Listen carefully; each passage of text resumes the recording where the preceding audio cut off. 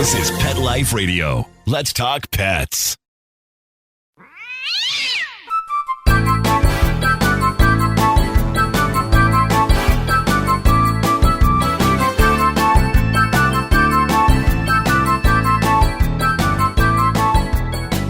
Hey there, cat lovers. Welcome to 9 Lives with Dr. Cat.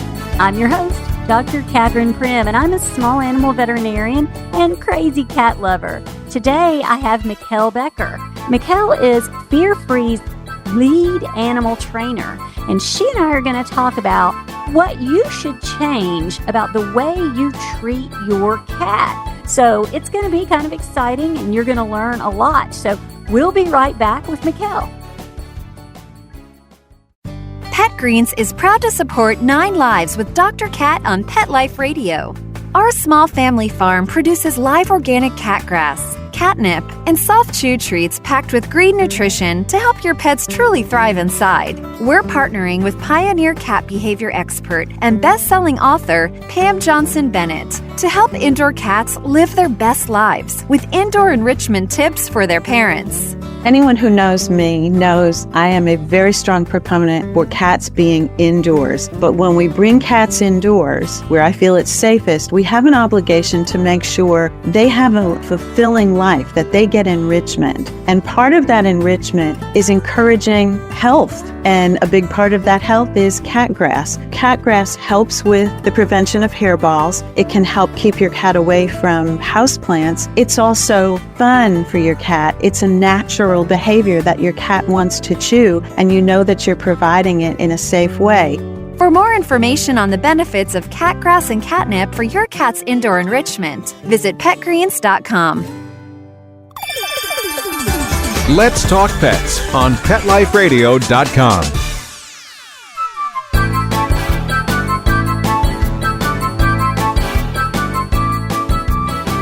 Welcome back to 9 Lives with Dr. Cat on Pet Life Radio. I have Mikkel Becker. Hi, Mikkel. Hi, Catherine. So good to be with you.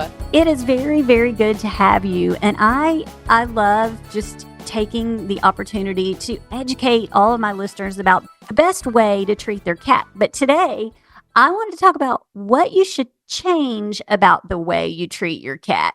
And I want to go through every aspect of cat life and how we as cat lovers can make it a little bit better. Are you game? Oh, I am so ready. So I thought maybe we could start about talking about our homes, how we can make our cat's life better at home. Oh, that's perfect. I love that. So I completely agree. So a lot of cats, it's a pretty mundane existence. And to us, we may offer our cats things that are personalized, like a really cute collar or a decorative food bowl that has their name. But what cats really want is that extra space to climb and to explore, and also safe areas to den down and hide. And sometimes those things are lacking. But what we can do is really add to their environment, and it doesn't have to be expensive at all. Like, all of us have had those experiences where we get that really nice cat toy, and what the cat ultimately really wants is the box that the toy came in. So offering our cats different areas that they can den down and hide and explore, like those boxes, that can be really helpful.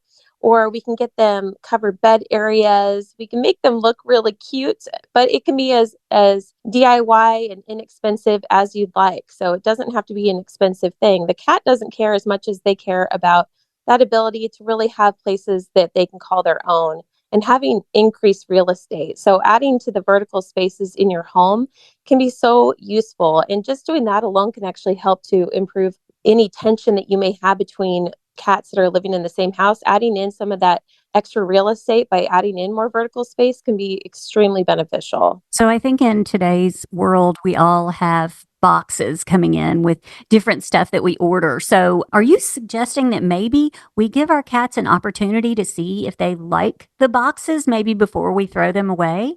Absolutely. I think that's a great way that we can help to enrich our cats' lives. And we can do that by even just having the box just left open so the cat can jump inside. Or we can even do things like cutting a couple of holes in the box. So maybe an entrance area and an area where they can go out. And then inside of there, we can leave some of their nice bedding for them to relax on. We can leave some treats, some catnip, And we can even interconnect different boxes. So we can make it really elaborate, which is super fun, a great project to do with your kids. So just removing any of the potentially dangerous plastics, but you can leave some of the wrapping paper even in there. So sometimes there's that paper wrapping that may come, such as in an Amazon box. That can be great too for enrichment. So we can even crumple up some pieces that can become like a ball of sorts, and we can put some treats or catnip inside. It can be extremely enriching for them. And super fun. And then, I guess you could just go ahead and recycle it if you didn't Yes. want to keep it. Yeah, that's great. Okay, so you mentioned putting treats and you mentioned putting catnip. Can we take a quick divergence and talk about catnip? Because some cats do not like catnip, and there are other options for those cats, right? Oh my gosh, yes. I'm so glad that you brought that up. There are a lot of different options. So, silvervine is another really great option. So, some cats that maybe don't respond to catnip, they may respond really well to silvervine. And silvervine, in some cases, really has been shown to be even more widespread in terms of cats enjoying it. So, that's a great option. Other options are things like honeysuckle wood or even kiwi vine. So, we don't have to be so limited. There are lots of different options, and even things like allowing them to have cat grass. So they really like to nibble on some of those fresh cat safe grasses. So something like that is really easy to grow. And even if you don't have a green thumb, it really can be an easy thing to take care of. So you can easily maintain it, or you can just buy it at the grocery store.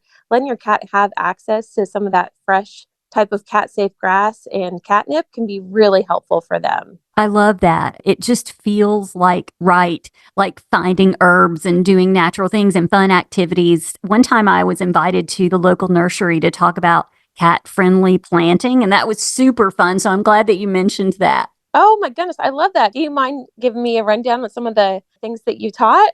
You know what? It was fun. I got to do a demonstration. They gave me this cute little pot kind of thing, and we talked about cat grass and catnip. And then all of the participants in the thing that day got to do their own, and the nursery supplied them with all of the things. It was fun. Oh, I love that. And it is, it's really so easy. And I definitely don't have a green thumb myself. I'm learning, but that's one of those that's really hard to mess up. And I know my guinea pigs absolutely love the cat grass too. So it was great for them. Yeah, I see a really fun like shopping trip for my listeners to write down the things you said and go and get them. It's fun and it's not expensive. So, okay. All right, we've talked a little bit about enriching them that way and giving them hiding places and then adding fun herbs and things. But what can we do to improve maybe the places where they eat? Yes, that's a really, really great thing. So to think about. So a lot of times we are just feeding our cats out of a typical bowl. And what we can do is really help to improve that type of experience. So turn it more into a fun adventure, encourage them to work a little bit more for their food, which is a lot of times a lot more natural for them, and it's a lot more mentally fulfilling too. So we can do things like there are different food puzzles we can feed our cats out of. And there are other things like even timed feeders can be very helpful, especially if you have those cats that are waking you up super early in the morning. That can be a great option, or having some of those food puzzles already preloaded and set out. That can be great. And for those cats that maybe have never had a food puzzle, we can start off really easy. So something as easy as starting to feed our cat out of not just one bowl, but maybe we have a few different bowls that we can space out in different areas and place some little treats up on some of their vertical spaces. So that way it's more like they're going out on an actual hunt for their meal. And as they get really good, we can definitely advance what we're asking them to do. And it really does become that fun adventure, and it's more like play for them and gets their body moving, their mind moving. And that way it's not just a mindless eating process. I love it. I love to raid my recycle bin and try to think of ways that I can use bottles and little things to Hmm. keep their minds busy. I love that. And it just makes it feel like I'm giving those items another life, kind of. Yes. Oh, I completely agree. I'm glad that you brought that up. Like something as easy as when you have eggs, using the leftover container, and we can just place some of their food in the bottom of that, so that way they can scoop it out with their paws. They can dig around. It just makes it a lot more fulfilling for them. And like you said, we can recycle and then have something new that we can use the next time. Okay, so what about things that they can see, like, I don't know, maybe a window or something like that. Is there a way to make life a little bit more exciting with what they see? Oh gosh, yes, absolutely. So when we talk about those vertical spaces, one really great way that we can add to their vertical space is even giving them something like a little window perch or having some of those cat trees set by the window so that way they can look out. And perhaps you have an area where birds like to come. You maybe have a bird feeder, hummingbird feeder. That can be great enrichment for our cats, giving them something to do and to look at outside. So that's an excellent way. We can also do things like I have some goldfish, so having some fish in our home that they can watch. Even at the vet, one thing that we do sometimes is even having crickets that they can watch. It's a really nice, happy distraction during some of the veterinary care. So giving them something visual that they can look at, they can see, and helping to also reduce some of those stressors. So one stressor for cats can be perhaps any neighborhood kitties that are free roaming that maybe come over. That can be stressful for cats. So that's where we may help to minimize some of those visuals. So we may need to use a little bit of something that like a window covering, closed blinds, things like that. And also one really great aspect too, or another great thing to consider is offering a cat access to a catio space. So a protected outside area that they can go to, and that can help to reduce some of that frustration and also allows them a way that they can be out there in that environment that's really safe for them and allows them to have that closer connection outdoors. And a lot of times it can also help with some of that frustration they may feel with some of those neighborhood kitties that maybe come too close.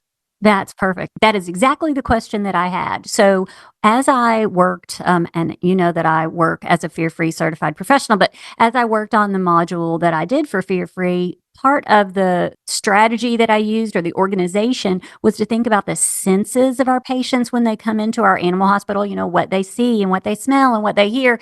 And I think that we can sort of think of our homes in that way, which is why I asked you, what about what they see? And Hmm. what they hear.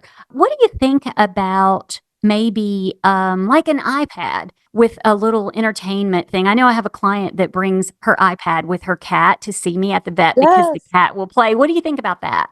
Oh, I love that. I think it's fabulous. So there are some really fun games for your cat on there. So it offers them something, and it's also they get the ability to have in some of those games where it may respond to their paw touch. So that can be fulfilling for the cat too.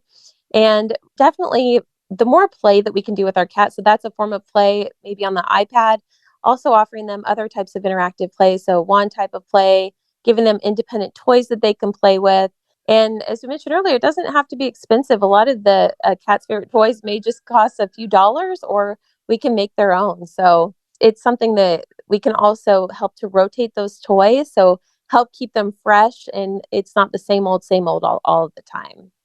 I love that you pointed out that it doesn't have to be expensive because cats are so good at that. I mean, we talk about we buy them the expensive toy, like you said, and they like the box. They really don't care what it costs. And I love that. Yes. Oh, they are so good about that. And they're very good about giving feedback too on what they like, what they don't like. And if you find your cat has a certain type of toy or texture that they really like, you can go with that. So there may be some cats that really like a specific type of feather, or maybe the crinkly sounds or something that rolls. So offering them a variety, but if your cat is really keen on a certain type of toy, we can offer them more variety within that specific type of toy as well.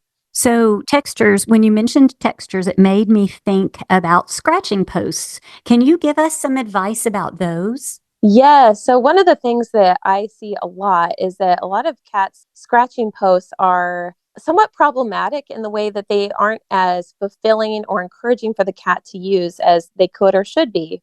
So a lot of times they maybe are even hooked on the back of a door or unstable. So what we really want in a cat scratching post is we want it to give the cat a full stretch.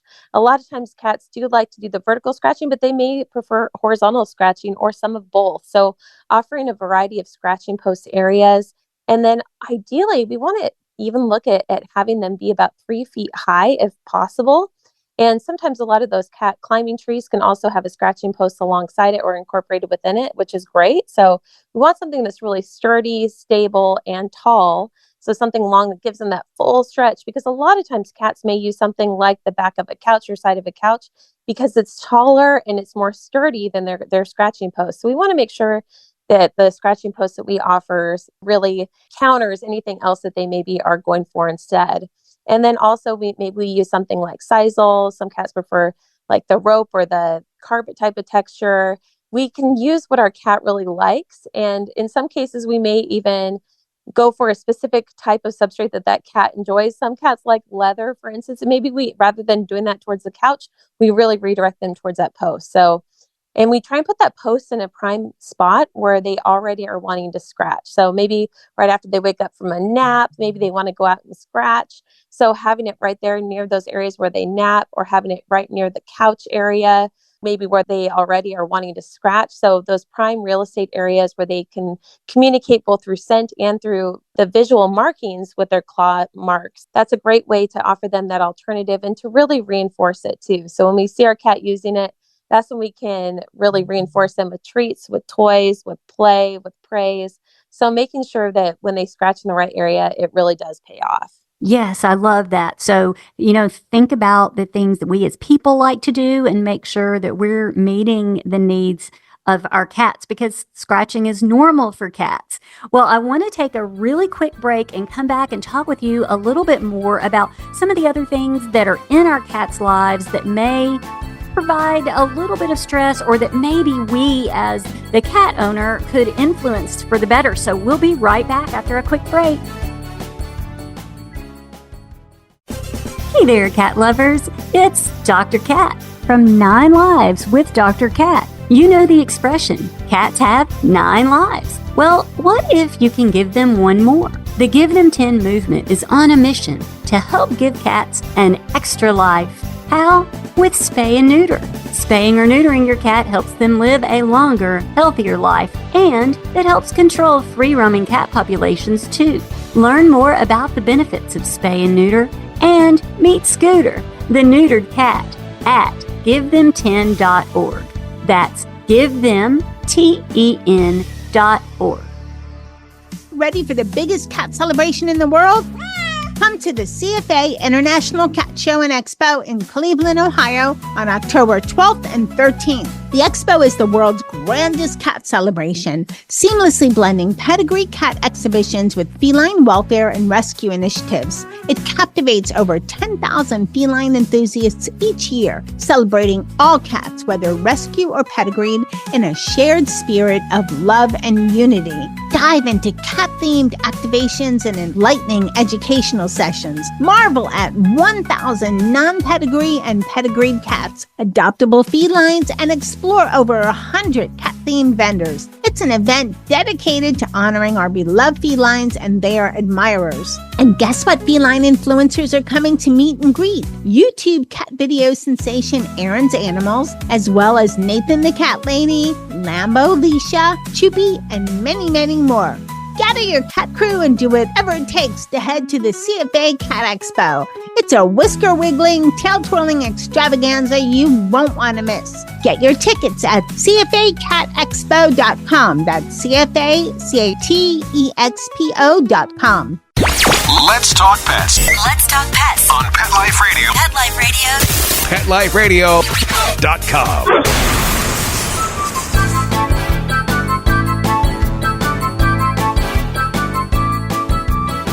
Welcome back to 9 Lives with Dr. Cat on Pet Life Radio. So, Mikkel Becker and I are talking about ways that we can make our cats' lives just a little better, or why you should change the way you treat your cat. And we were talking about scratching posts and scratching post options. But I want to, before we break for the day, I want to talk about the subject that is the closest to my heart, going to the veterinarian and making that as good as we can. And you are a perfect guest to talk about that. So let's do that. Oh my gosh, this is such an important topic. And I know that you were the first fear-free certified veterinarian which is so exciting, Dr. Cat. And that's so important because we really want to partner with veterinarians, veterinary professionals who really are invested in the emotional well-being of our cat during their physical care. So I would highly encourage looking for a fear-free certified practice, a fear-free certified professional, because that shows that they really are dedicated and really committed to your cat's emotional well-being. Also, there are feline friendly practices. Is another great thing to look at. Low stress handling that's incorporated in. And we as a pet guardian can really do so much when it comes to preparing our cat for the visit. And one of the main things is helping to prepare our cat for travel. So getting them used to the carrier. And one thing that we can do is leave out that carrier as a piece of fun, frequently used feline furniture. So that might be the area where we feed our cats inside of, or even just beginning with, just nearby or right next to. And so we can also scatter some treats in there, some toys, some really comfortable bedding. So you make it feel a lot more like home for them. You can even place it up on a vertical space. So have it on a non-slip area. So that way your cat can be up high and still den down and hide if they'd like. And so for some cats it may be beneficial to even in some of those carriers, you can remove the door. That can be helpful initially, especially if the cat's a little bit afraid of being trapped inside. So keeping that door open, and for some cats, even taking off the top half of their carrier to begin with, getting them comfortable in that bottom half to start. And then we can add in the top and also add in that door. And then when it comes time to actually go to the vet, it's the area that they're already comfortable with going in. And there was a study that looked at cats that had just that little bit of carrier training and that preparation to go in the car, and it significantly reduced the stress that they experienced at the vet and really helped to make their exam so much easier, to make that handling a lot less stressful. And ultimately that results in us being less stressed as the pet guardian bringing our pet in. And also it results in better veterinary care. We have more accurate readings, and the veterinarian is better able to assess how your cat is actually feeling versus the cat being so stressed out and so anxious and upset. It's really perhaps hard, and some of those symptoms such as the cat feeling in pain or feeling ill may be masked just by that stress. So really important to keep our cats relaxed, and the veterinarian can be a place where they can feel relaxed and comfortable and happy. And there are lots of options to help. So if your cat isn't happy or doesn't have a positive experience in the past of going to the vet, we can help to turn that around. So there are some nutraceuticals and pharmaceuticals that can really help to just be those chill pills of sorts that just help your cat to just take that edge off and help them to enjoy more of those positives of that experience rather than being continually on edge throughout the entire visit. So I love that because it sort of reinforces some of the advice that a lot of my different guests give about scheduling play with your cat. So maybe part of that play, and we talked about earlier in this episode, could be getting the carrier out and, maybe taking the feather toy in the carrier or putting treats or silver vine in the carrier. I think that is a really good idea. Don't you agree?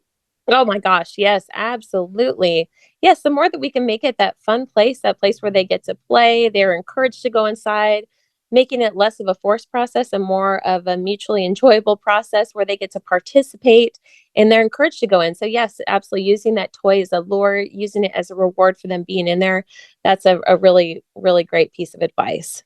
I don't want to overemphasize this, but being a fear-free certified practice and being fear-free certified professionals, everyone in my hospital it really has changed our lives. So if anybody out there has a cat that hates going to the vet, I'm here to tell you we can make it better. And Mikkel is here to say we can make it better. We have ways, and it's worth it. Yes, absolutely. And it makes such a difference when at that point, it's not only your cat looking forward to the visit, but you can look forward to the visit as well. And it just becomes so much less stressful and it just becomes better physical care as a result.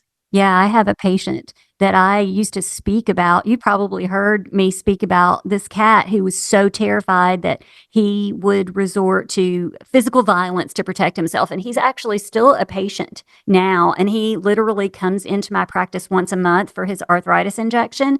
And my technicians are able to give him the injection by themselves. It just really made such a huge impact. And I talk about him a lot because I love him. But he went from someone we hated to see on the schedule to someone we're happy to see every month. So it does make a difference. Huge difference. It's safer for them and safer for us too. Absolutely. Absolutely. I am so happy that you came on to talk with us. I hope that my listeners were able to come up with some creative ideas and inexpensive and affordable ways to make their cats' lives a little bit better. And I do want to encourage everyone to think about the way your cat sees life and how it differs from maybe the way you do or the way another species would. Cats are not small dogs, right, Mikkel? Yes, absolutely. Definitely their own unique species. Also, I hope that everyone learned and wants to go start a cat garden or look up some silver vine and other things, because I think that that sounds really fun, making enrichment toys out of boxes. I want everybody to go out and do that. Thank you for taking the time out to talk with us today. Thank you so much, Dr. Kat, for having me on, and so good to talk to you again. Yeah, I'm happy to get to communicate with you today. So thank you to the Purrington Post for declaring that 9 Lives with Dr. Kat is the #1 best podcast for cat lovers. And we are very flattered and thrilled to have that. And of course, thanks to my amazing producer, Mark Winter, who makes the show happen. And all of my terrific listeners, go out and have a perfect day. Let's Talk Pets, every week on demand, only on PetLifeRadio.com.